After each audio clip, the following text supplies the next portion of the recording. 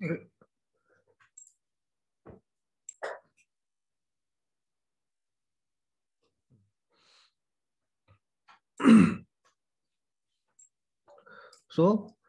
Amino terminus से लेकर के first amino terminal, protein sequencing of mouse and human antibody, heavy and light chains reveal that the first amino terminal 110 amino acids of the antibody, heavy and light chain, हाँ heavy और light chain दोनों में, first 110 amino acids of the antibody, heavy and light chains are extremely variable among different antibody molecules.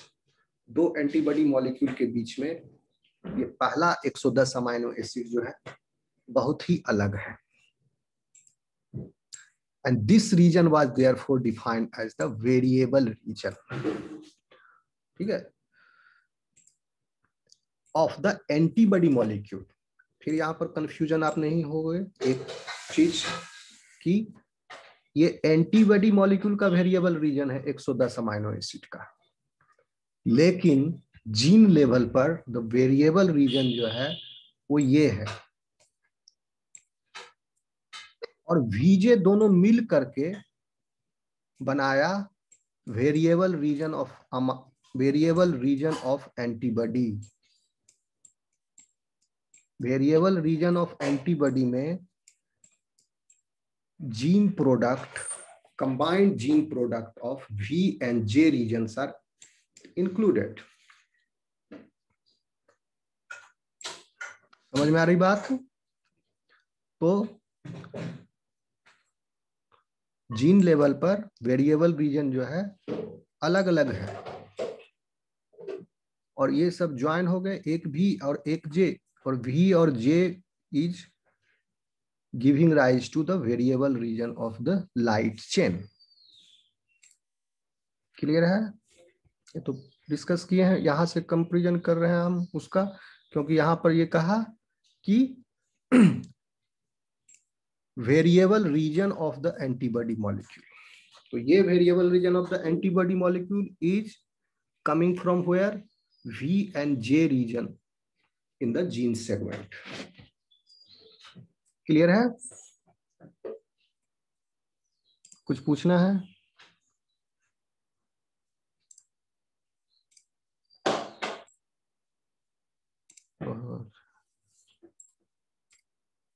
कुछ पूछना भी है?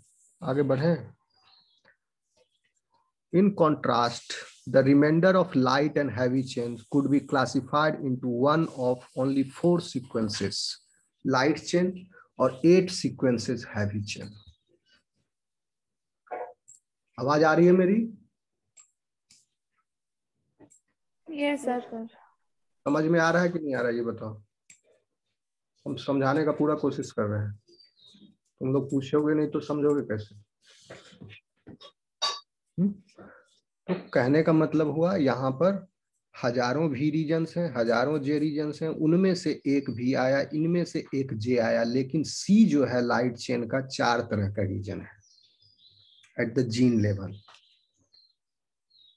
Okay, and at protein level there are 2 types of C, kappa and lambda. Okay, and at protein level there are billion types of V and J region जो कि variable reason को arise कर रहे हैं. प्रोटीन में V and J का जो product है वो बिलियन वेराइटीज का है, लेकिन C जो है लाइट चेन में 4 वेराइटी के हैं.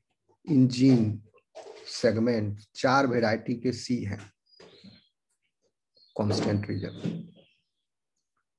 समझ में आया? फिर से देखो फिगर.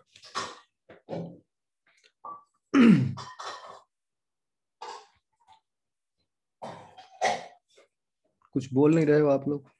आ रहा है समझ में, नहीं आ रहा है? Yes no? सर ये 5th पॉइंट में थोड़ा सा लग रहा है. मैं यही कह रहे हैं, फोकस करो आप. ये लाइट चेन है,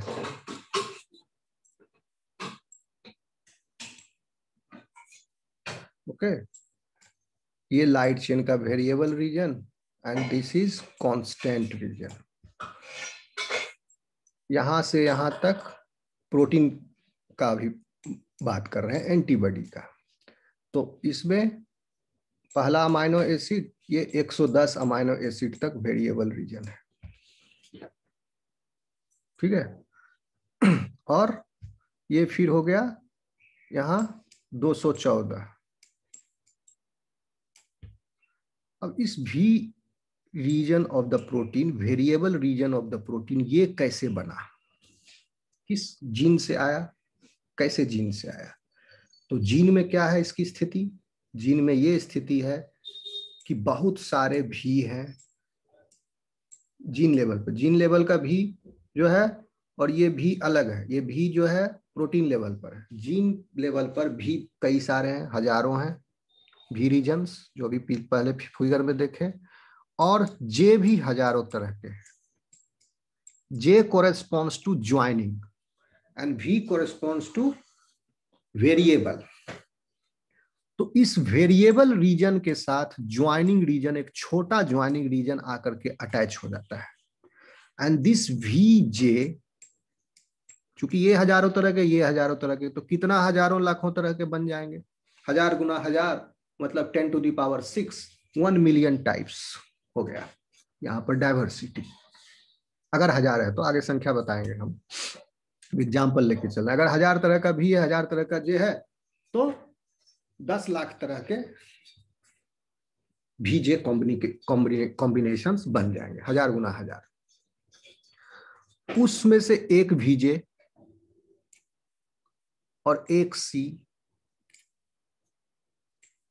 हजारों तरह के तरह रहेंगे। एक बी सेल में, एक particular type of mature B cell में एक भी जे सी कंबाइंड रहेगा। ये 1000 है और सी है 4 तरह का, तो कितना फिर वेरिएबिलिटी हो गया? 10 लाख गुना 4, 40 लाख यहां पर हो गया VJC के संबंध में। अब ये VJC तो एक तरह का हो गया एक सेल में, और हर सेल में बी सेल जितने भी हैं, करोड़ों बी सेल हैं, तरह तरह के बी सेल हैं, सब पर अलग अलग तरह का रिसेप्टर, वो सब अलग अलग तरह के रिसेप्टर जो है एराइज हो रहे हैं, ये सब अलग अलग तरह के, लाखों तरह के VJC वेराइटीज से।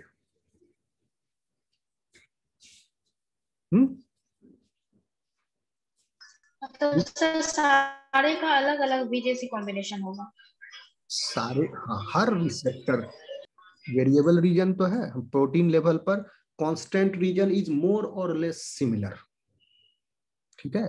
कांस्टेंट रीजन में आप दो तरह का पा रहे हो लाइट चेन में वेराइटी, प्रोटीन लेवल पर kappa and lambda, yes sir, lambda. और हैवी चेन में 5 वेराइटी आपको मिला था, अल्फा, गामा, म्यू और lambda, delta, yes sir, epsilon, delta sir, epsilon. हाँ, 5 वेराइटी का वहां हैवी चेन का एप्सिलॉन है। कांस्टेंट रीजन, हैवी चेन का कांस्टेंट रीजन 5 वेराइटी का था प्रोटीन लेवल। और इसका एक सेकेंड, हाँ, इसका 2 वेराइटी का है, lambda and kappa, light chain का। वो तो हो गया कांस्टेंट रीजन का वेराइटी, 4 या 5। लेकिन वेरिएबल रीजन के वेराइटीज तो इनफाइनाइट है ना। प्रोटीन लेवल पर, प्रोटीन लेवल पर वेरिएबल रीजन के वेराइटीज इनफाइनाइट है, उसी के वजह से इनफाइनाइट जो है रिसेप्टर वेराइटीज जनरेट हुए, स्पेसिफिसिटी, ओके। लेकिन ये infinite variety of variable reason कैसे आ रहा है जीन लेवल पर, उसको हम बता रहे हैं कि बहुत सारे भी है, बहुत सारा भी है रीजन है जीन सेगमेंट में, सब भी के बीच में तो जंक रीजन है। इसमें से कोई एक बी सेल मैच्योरेशन हो रहा है तो कोई एक ही आएगा, और हर बी सेल में, दूसरा बी सेल में ये गया, किसी में ये गया, किसी में ये गया, किसी में वो गया, ओके। तो अलग अलग तरह के रिसेप्टर वेराइटी जनरेट हो जाएंगे। तो जीन्स लेवल पर जो वेरिएबल रीजन प्रोटीन का है, उसको, उसका जो इंफॉर्मेशन है वो आता है V region of the gene and J region of the gene. और V और J के बीच में देखे ही 23 किलो बेस का डिस्टेंस है, और उसके बाद J रीजन है बहुत सारे। तो इधर से एक भी आया, हजारों में से कोई एक, इधर भी हजारों में से कोई एक J आया, तो VJ बन गया, एक VJ वेराइटी। अब ऐसे कितने VJ वेराइटी बन सकते हैं? इधर हजार इधर हजार, कितने हजारों तरह के, 1000 गुना 1000 हो गया 10 लाख तरह का, हुआ कि नहीं? उतना तरह के रीजन की वेराइटी जनरेट हो गई लाइट चेन में। ओके, और उसके बाद फिर कांस्टेंट रीजन वाला जुड़ जाएगा। यही कह रहा है। अभी वेरिएबल रीजन पर फोकस कीजिए, ठीक है, नहीं तो जम्बलिंग होगा। यहाँ तक तो सर इतना सारा जो VJ बना सारा का फंक्शन होगा? ये जो VJ बना, कोई एक पर्टिकुलर बी सेल में कोई एक ही टाइप का VJ कॉम्बिनेशन आएगा, सारे तो नहीं आएंगे ना। जीन बी अरेंजमेंट वो जर्म लाइन में सब यस है। सर। हिमेटोपोएटिक स्टेम सेल में सारे V एंड J's हैं, लेकिन आगे जब डिफरेंशिएशन, अभी जो पिछले क्लास में पढ़ा है बी सेल डेवलपमेंट, ठीक है, उसके बाद क्या हुआ, MPP, फिर CLP common lymphoid precursor cell बना। उसके बाद जीन रीअरेंजमेंट स्टार्ट हो गया, VJ कॉम्बिनेशन। तो at the end of this maturation development, B cell development, जो बी सेल मैच्योर हो गया, वहां पर उसके पास ये जीन में हजारों भी गायब हो गए, J गायब हो गया, सिर्फ एक VJ है, एक पर्टिकुलर टाइप ऑफ VJ। तो बी सेल भी बहुत सारे बने, और सब बी सेल में एक पर्टिकुलर टाइप ऑफ VJ है, अलग अलग VJ, और हर बी सेल में VJ अलग अलग है, क्योंकि वो जर्म लाइन से अलग अलग VJ रिकॉम्बिनेशन रीअरेंजमेंट से तैयार हुए थे। अभी समझ में आया या और दिक्कत है? समझ में आ गया सर। दिमाग लगाने वाला चीज है। अभी तो आप एंटर ही किए हो, अभी आगे चलते जाओ। इसमें जब मैंने भी पहली बार पढ़ा था MSc में तो नहीं समझ में आया, और हमारे टाइम में तो बुक भी नहीं थी, बहुत ही मुश्किल से, और लाइब्रेरी इससे उससे मांग करके जेरोक्स कराना पड़ता था। ये कलर वगैरह कुछ नहीं दिखता था, ब्लैक एंड व्हाइट।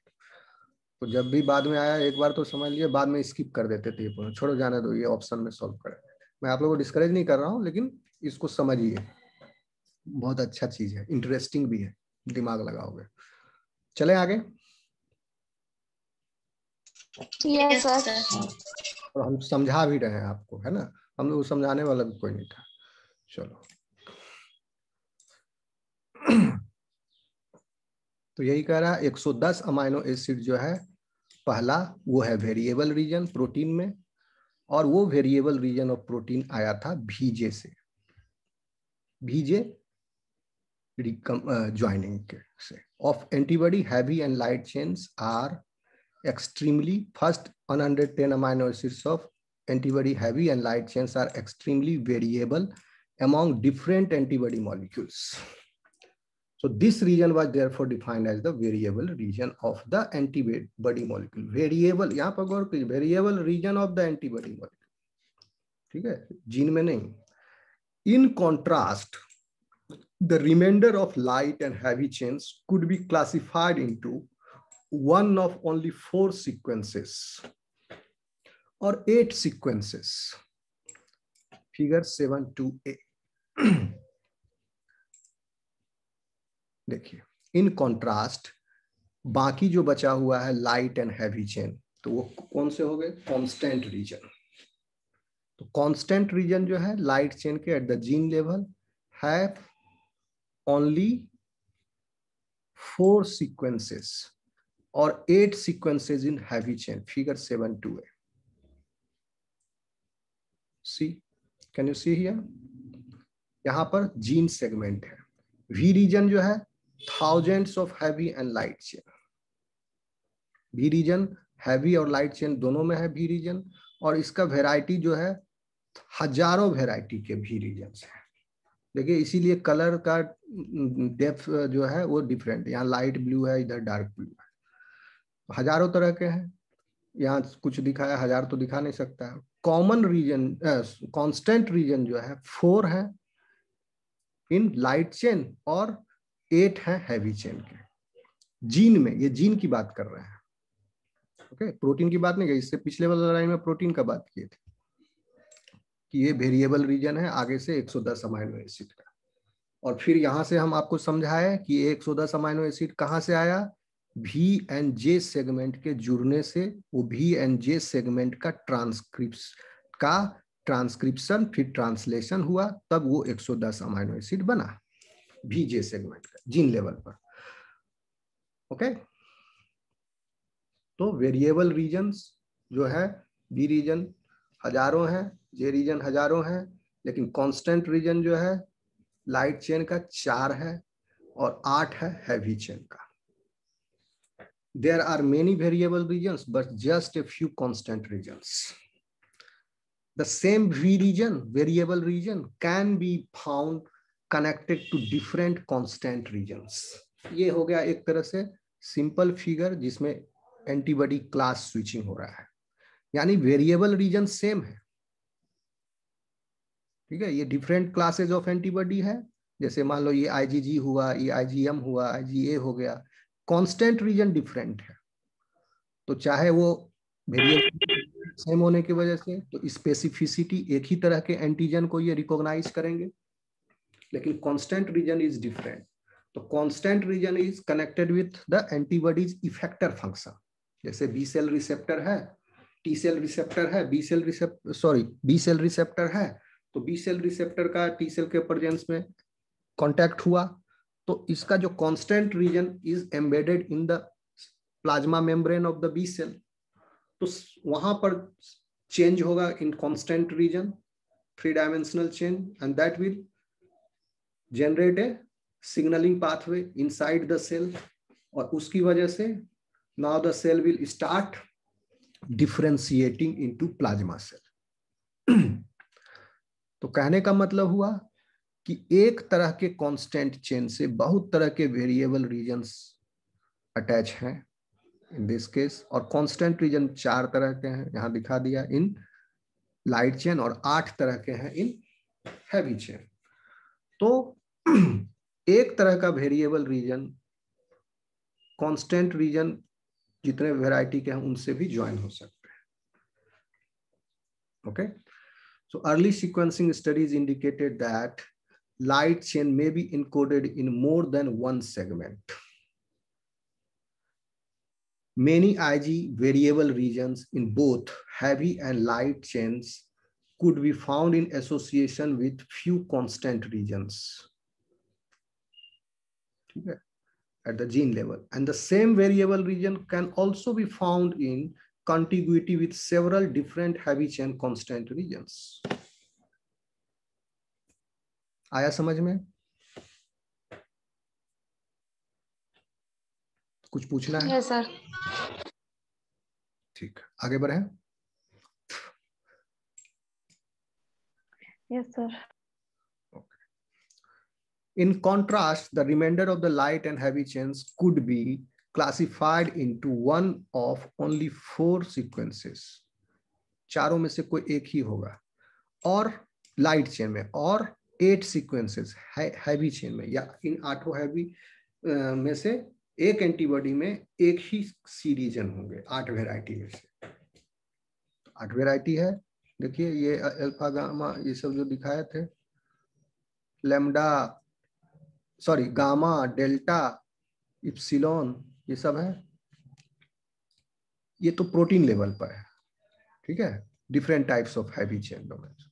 और जीन लेवल पर 8 वेराइटी है हैवी चेन का, 4 वेराइटी है आपका लाइट चेन का। आगे हम लोग देखेंगे कि 4 वेराइटी लाइट चेन के जो constant region at the gene level, how it gives rise to the lambda and kappa variety of light chain. Protein level पर 2 वेराइटी है लाइट चेन का, और हैवी चेन का 5 वेराइटी है प्रोटीन लेवल पर।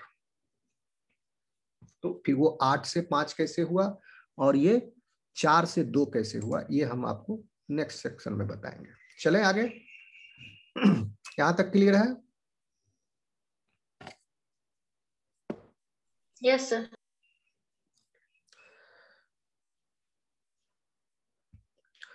This raised an intriguing question. If each of 1,00,000 से 1 crore antibodies is encoded bye A separate gene, जो पहले मैथमेटिकली सोचा गया कि इतना वेराइटी ऑफ, ज्यादा से ज्यादा 1 करोड़ वेराइटी ऑफ एंटीबॉडीज हो सकते हैं, तो हिस्टोरिकली है। अभी तो अब पता है कि 1 करोड़ क्या, बहुत सा उससे भी ज्यादा वेराइटी है। ठीक है, तो अगर ये सारे एंटीबॉडी सेपरेट जीन से एनकोड करेंगे, तो how could the constant region part of the gene remain constant in sequence in the face of evolutionary drift. ठीक है, यानी अगर ये एंटीबॉडी पूरा कांस्टेंट रीजन और वेरिएबल रीजन भी अगर एक ही जीन एनकोड करता है, तो यह जीन जो है पूरे इवोल्यूशन में एक जैसा क्यों रह गया, यानी constant region is similar.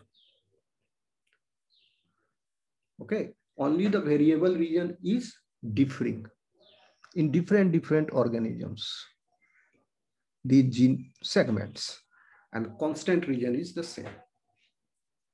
So that means there is something which is other than one gene one product theory.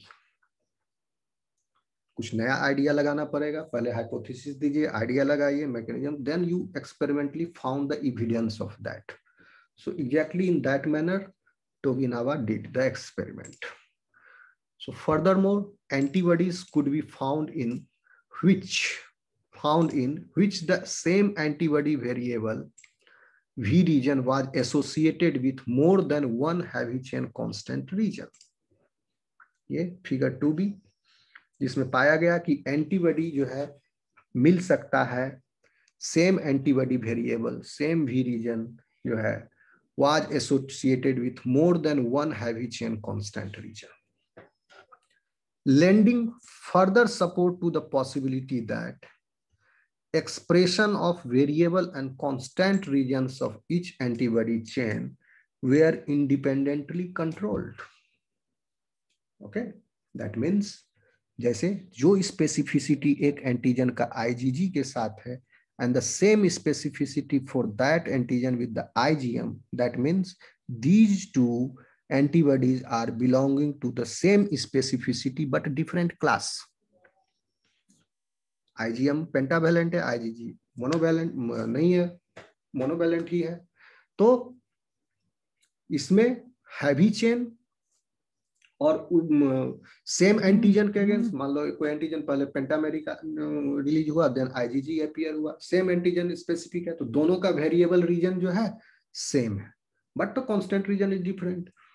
तो इसका मतलब हुआ कि फिर कांस्टेंट रीजन का जीन अलग है और वेरिएबल रीजन का जीन सेगमेंट अलग है.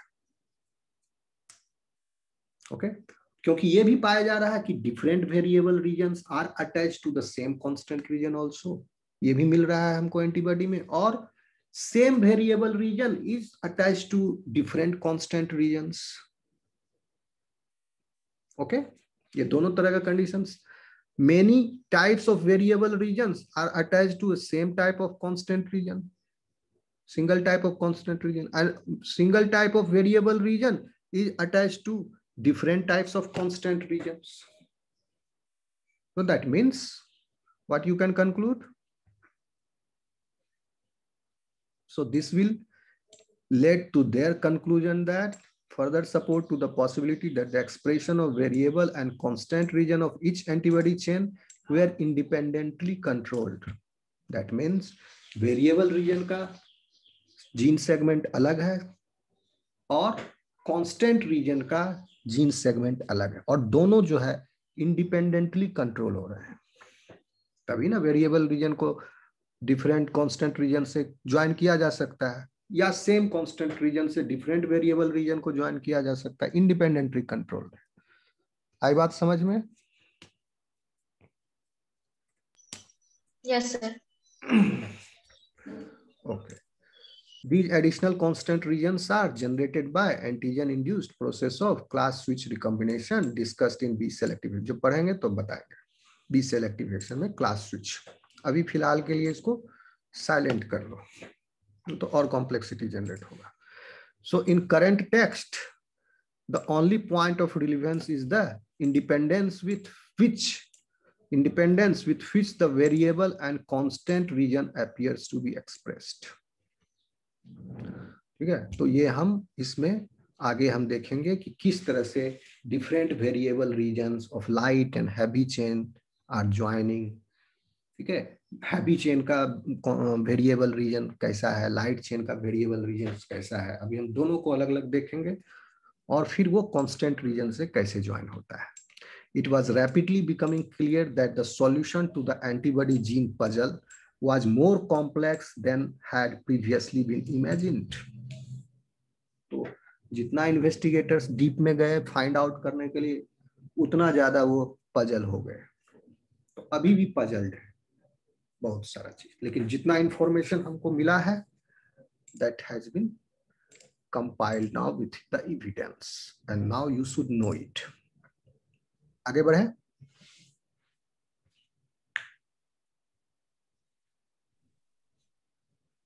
Yes, sir. Yes, sir. Okay. What they have done?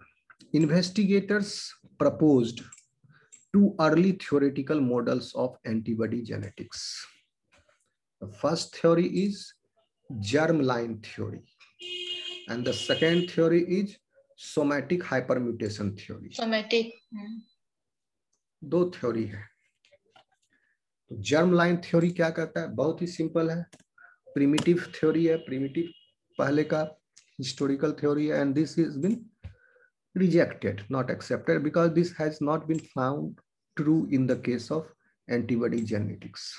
Classical germline theories of antibody diversity suggested that genetic information for each antibody, हर तरह का एंटीबॉडी का, is encoded in its entirety, पूरा का पूरा. यानी ऐसा नहीं कि लाइट चेन का अलग जीन है, हैवी चेन का अलग है, लाइट चेन का भी वेरिएबल का अलग है, हैवी चेन का वेरिएबल जो अभी हमको पता चला, हम लोगों को पता चला जे है, एच है, वो सब अलग अलग gene segment several thousand kilo base pairs apart हैं. कभी कभी तो जैसे लाइट चेन का अलग क्रोमोसोम पर जीन सेगमेंट जीन है, हैवी चेन का दूसरे क्रोमोसोम पर जीन है.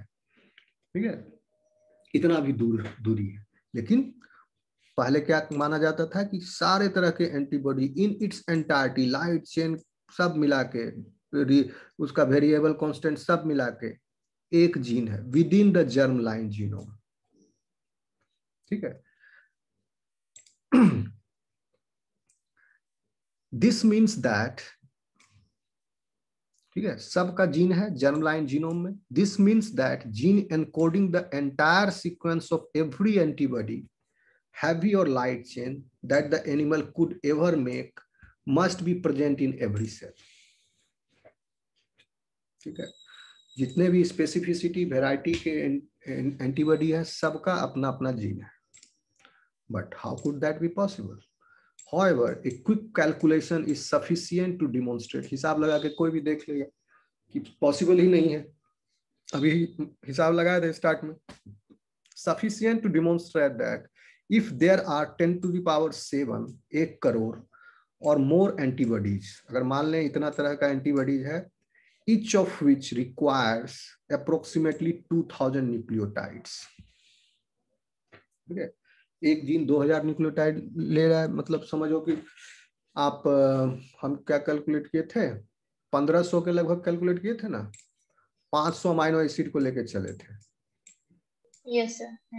हाँ, तो 500 दिया 1500, लेकिन एक्चुअली इसमें अगर लाइट चेन और हैवी चेन दोनों जोड़ो तो you can see heavy chain का 446 है, लाइट चेन का 214, दोनों जोड़ दो कितना है, 214 और 446 कितना हो गया, 200, 446, 646, 646 और 4 गया 650, 10 660, तो 660 है एक्चुअली अमाइनो एसिड, एक लाइट चेन और एक हैवी चेन को जोड़ के. और 2 लाइट चेन और 2 हैवी चेन है, तो 660 गुना 2 हो गया, 1320 अमाइनो एसिड है. एक एंटीबॉडी मॉलिक्यूल में, लेकिन दोनों लाइट चेन आइडेंटिकल है और दोनों हैवी चेन भी आइडेंटिकल है। तो मान लो फिर एक आइडेंटिकल है तो जीन क्यों फिर दो दो बार होगा? एक ही जीन से दोनों आइडेंटिकल आ रहे हैं तो 660 को लेके ही चलो, ठीक है ना।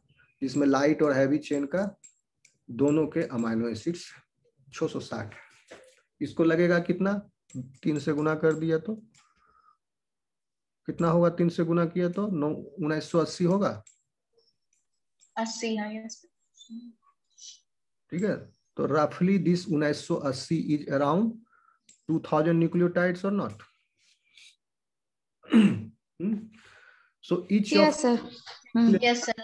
each of which requires approximately word लगा हुआ है 2000 न्यूक्लियोटाइड्स। तो अब भागा दे के देख लो, 1 करोड़ में 2000 से भागा दे दो, 10⁻7 डिवाइडेड बाय 2⁻10⁻3, तो हो गया कितना?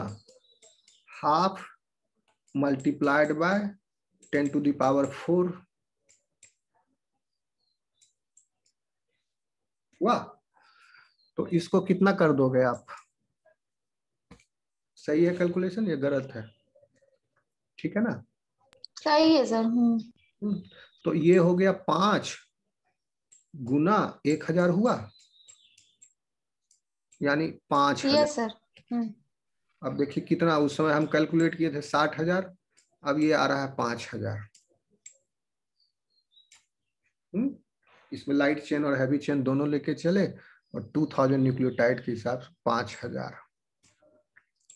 5000 वेराइटी के ही एंटीबॉडी जीन पैक हो पाएंगे फिर पूरे जीनोम में, अगर सबका अपना अपना जीन है तो। और किसी जीन के लिए जगह ही नहीं बचेगा, सिर्फ इसी का, वो भी इसका पूरा नहीं होगा, 5-6 हजार होगा वेराइटी। समझ गए? Okay, got my point? Yes sir. Sir ये कैलकुलेशन सिर्फ हम लोग को समझाने के लिए या हम लोग को इंक्लूड करना पड़ेगा नोट्स में? ये समझाने के लिए है, समझ जाओगे तो नोट ये तो में। एक तरह से प्रूफ किया ना सर कि इतना लगभग हाँ, 2000 न्यूक्लियोटाइड होता है। ये तो अभी हम प्रूफ किए ना, आपको किताब में भी प्रूफ नहीं किया हुआ है। हाँ सर, मतलब ये तो समझाने के लिए ना सर। आज समझाने के लिए आपको बता रहे हैं, ताकि रट्टा मारो नहीं हो। तो जब आप इसको पढ़ोगे 2000 न्यूक्लियर, ये सब भी नोट में लिखने की जरूरत नहीं, एग्जाम में आएगा तो ये सब थोड़ी लिखोगे, एग्जाम में डायरेक्ट क्वेश्चन रहेगा। ये आपको समझाने के लिए, जैसे ये टोगिनावा ने क्या काम किया, इसने ऐसे ऐसे किया, ये आपको समझा रहे हैं। फिर जब क्वेश्चन आएगा तो आप टू द पॉइंट लिखोगे, उसमें जो पूछा गया क्वेश्चन के हिसाब से। ओके, अगर क्वेश्चन आ गया how the antibody diversity is generating in B cell, describe, तो आप वो लिमिटेड वर्ड्स में लिखना है आपको। तो टोगिनावा का एक्सपेरिमेंट ही बताते रह जाओगे तो टाइम भी जाएगा और क्वेश्चन का आंसर भी पूरा नहीं होगा। ओके, तो जो क्वेश्चन पूछा गया उसमें क्या क्या पूछा गया है पॉइंट वाइज, उसको आप एक्सप्लेन करोगे, जहां डायग्राम फिगर रिक्वायर्ड है बनाओगे, लेबल करोगे। तो इस नोट में मैं सारा मटेरियल इंक्लूडेड है, आपको समझने का भी। नहीं तो क्या होगा कि क्वेश्चन का आंसर देंगे तो नहीं समझोगे, 2000 कहां से आया ये नहीं समझते तो क्या करते, रट्टा ही मारते ना। Yes sir. ओके, तो आप अब समझिए, अब ये कैलकुलेशन तो आप 2000 जब पढ़ोगे तो समझ जाओगे, हाँ ये है। आगे चले,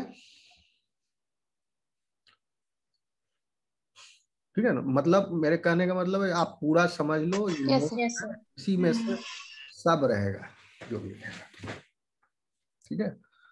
और एक्चुअली पढ़ोगे तो एक कॉन्फिडेंस भी आपको निकलेगा। एमएससी करके भी निकलोगे तो क्या रहेगा, वाह कुछ करके निकले हैं, पढ़ के निकले हैं।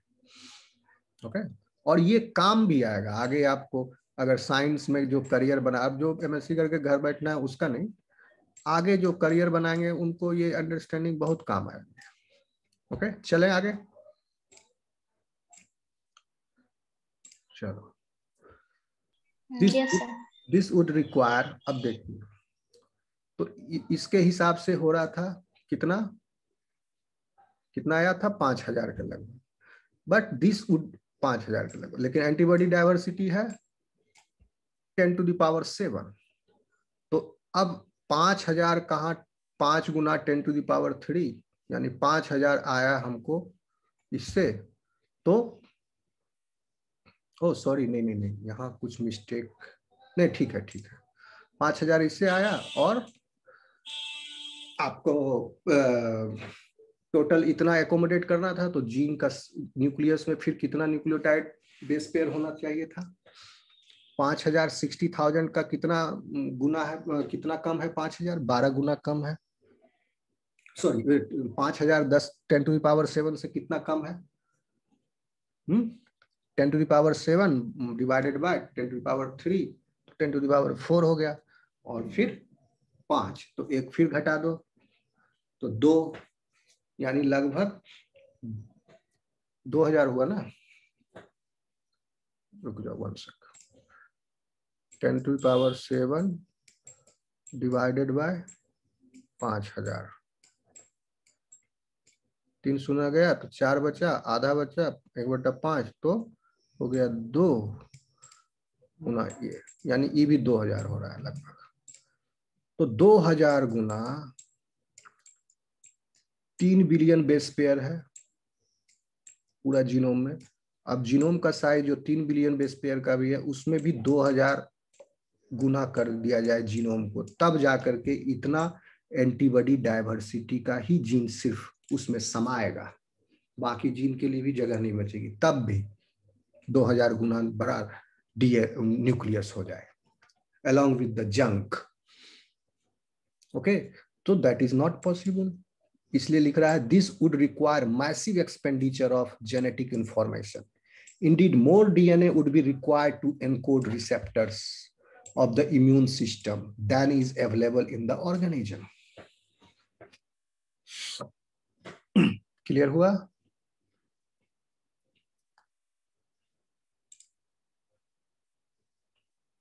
Yes, sir.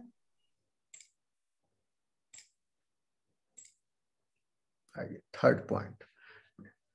Although arguments were initially made that the dedication of a considerable fraction of the genome to the immune system may represent a reasonable evolutionary strategy, it became clear as estimates of the size of the antibody repertoire were revised upward that there simply was not enough DNA to go around and new ideas must be found.